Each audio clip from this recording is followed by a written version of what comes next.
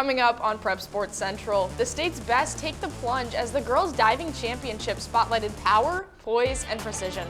Club hockey season is in full swing with 2 heated matchups this past week. And a 3-sport athlete who's looking to embark on a repeat as state champs in basketball. Those stories and more start now on Prep Sports Central.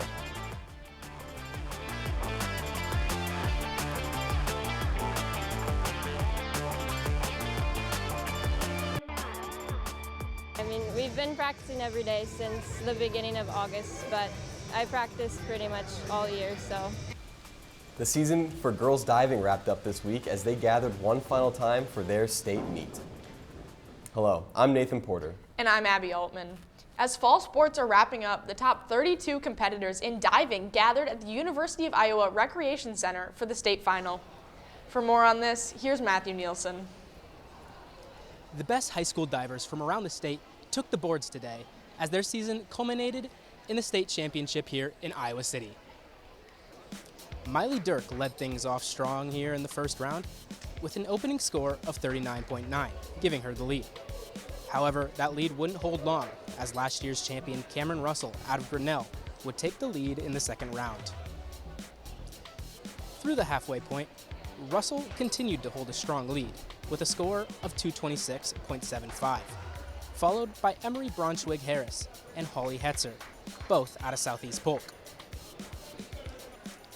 The two Rams would attempt to pull Russell's lead back in, but fell short.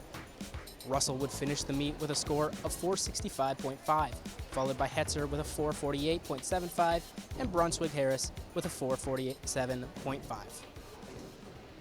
It was stressful this week, I really wanted to win again, so it feels good to have done it now.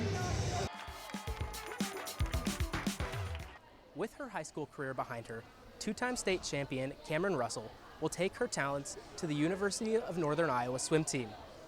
From Iowa City, I'm Matthew Nielsen with Prep Sports Central.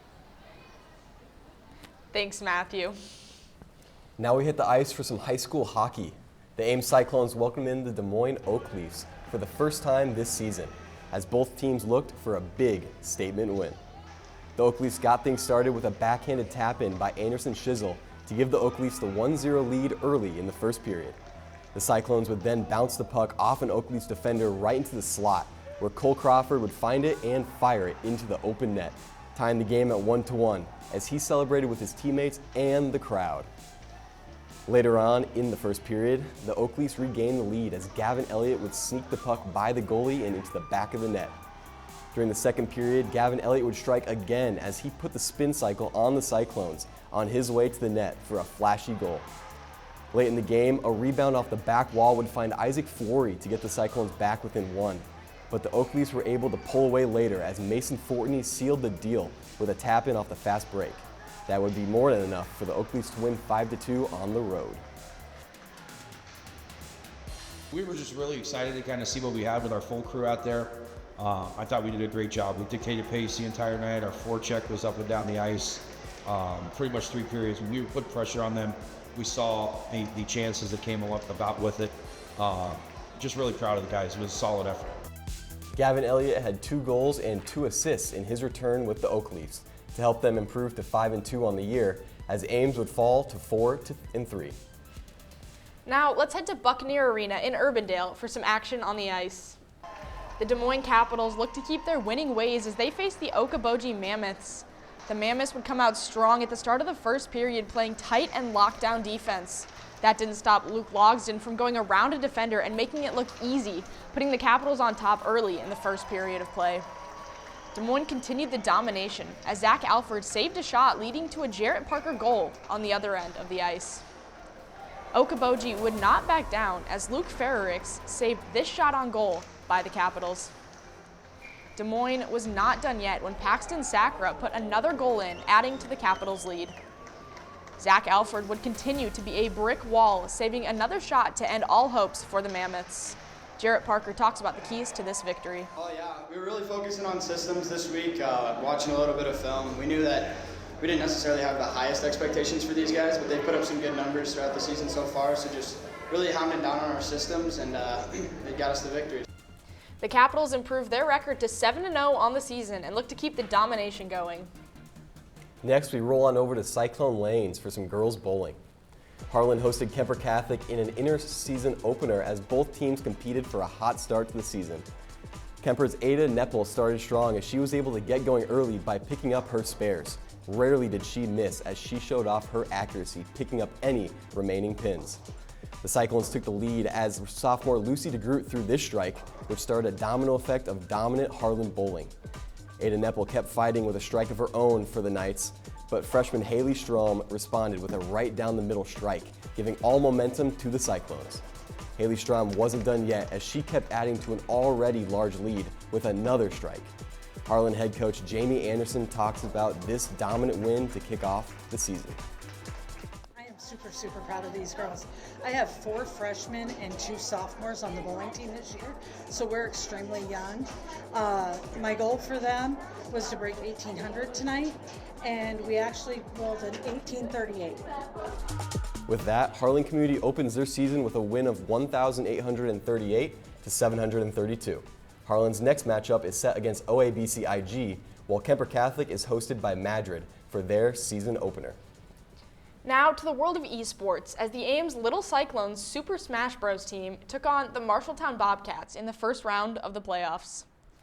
It was all Marshalltown early on as they would come out on fire and use these 2 early knockouts to set the tone as they would win the first 4 games and jump out to a 12-2 lead, locking up the first set. However, Ames was able to stay calm and grab the momentum in the 5th game and win in the final game of the set.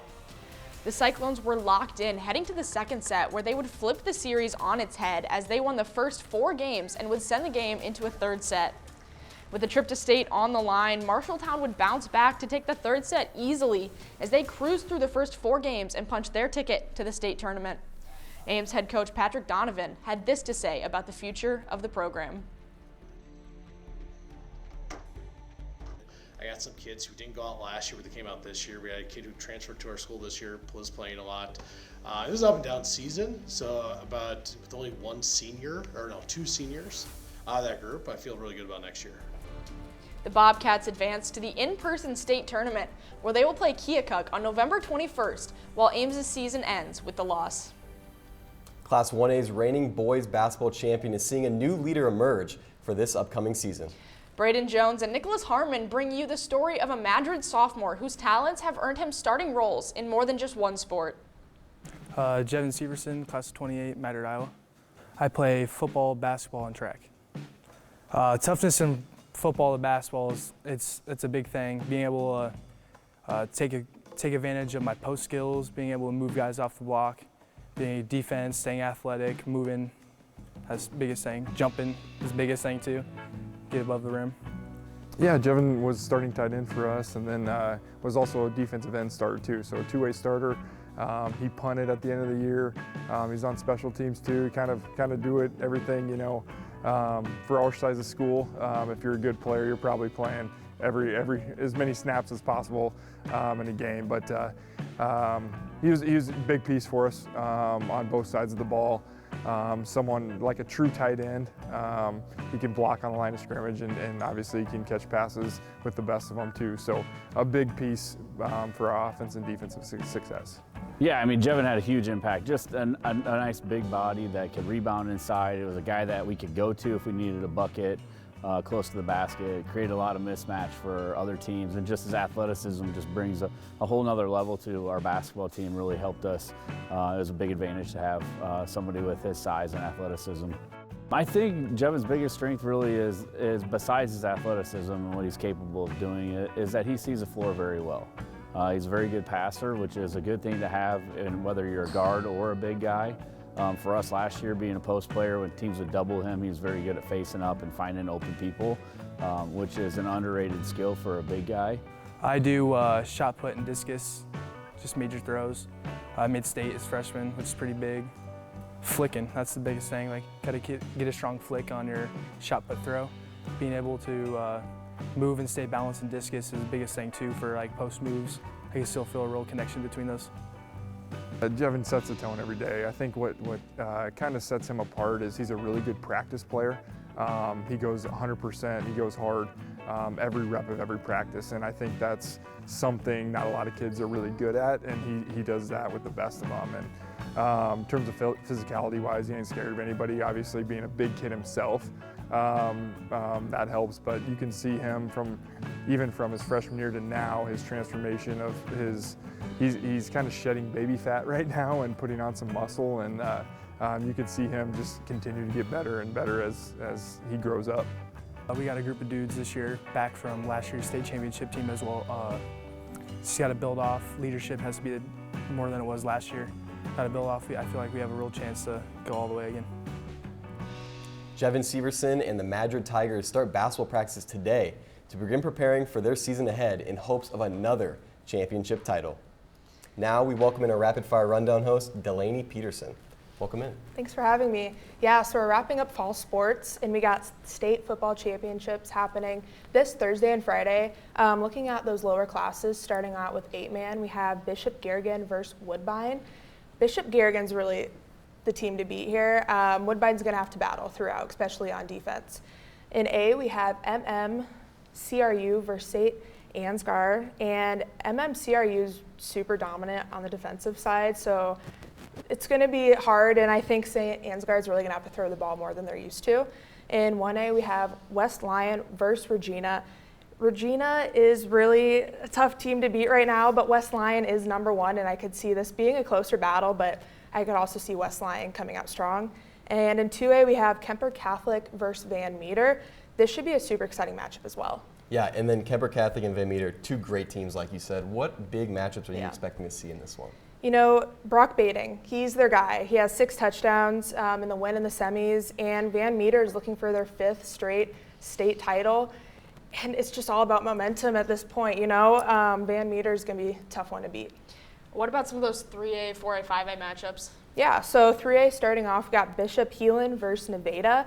Heelan's also looking for their 5th state title, and Nevada's going to have to step it up quite a bit, I think, as the season's gone on. I'm not going to say that they've progressed down, but I think offensively this is their time to shine. 4A, we have Xavier versus Pella, and then in 5A, we have Dowling Catholic versus Liberty. Both underdogs, should be a tough 5A battle. Yeah, and then sticking on the topic of state tournaments, the tournament's moving next year for state basketball, is that right? Yeah, for the boys next year for the 2027 state championship tournament, it'll be right here in our backyard at Hilton Coliseum. It's a 5-year contract that they signed, and it'll correspond out with Sci-Town, so that should be super exciting as well. Yeah, and then what are you expecting to see change because it's a new stadium? You know, I'm expecting that Hilton magic. I'm expecting that excitement, and it'll just be a fun tournament. Yeah, staying on the topic of basketball, what are some predictions you have for the upcoming season? You know, I got to focus on girls basketball here, and I got to focus on those Johnston Dragons. They have Jenica Lewis, their senior point guard. She's newly committed to Notre Dame, and this is it's a big deal at Iowa. You know, she had offers everywhere. Her finals were Iowa, TCU, Oregon, and Notre Dame, and I think that just shows how she is a leader on the court. They were 26-0 last season, so it's hard to continue to get better when you know we were perfect last year. They only lost a couple of seniors, but I think defensively is where they need to pick it up for sure this year. Yeah, and who are some underdog teams we can kind of watch out for this season? Yeah, in 5A, just sticking to the battle and matchup there, I would say Dowling Catholic. They played Johnson last year, lost. They lost quite a few seniors. Ava Zedeker was one of those seniors who now she's playing at Creighton and absolutely balling it out there. But they have a lot of great people for Dowling, especially. They're coming in here with a lot of juniors and a lot of seniors, but the freshmen I should expect to pick it up quite a bit. Yeah, and then, I mean, what are those teams that everyone knows are going to win that you just know that they're going to win that matchup? Yeah, you know, I would have to say that if we move on to Johnston or to 4A, we have Norwalk. This team kind of just came out of nowhere last season. They didn't start very strong offensively, but they ended out great, and unfortunately, they lost in the championship to Xavier, but I should see that be a tough battle in 4A. Well, thank you for joining us, Delaney. Thanks for having me. And thank you for joining us here on Prep Sports Central. Join us next time for all the highlights and stories from around Central Iowa. We leave you now with our moment of the week.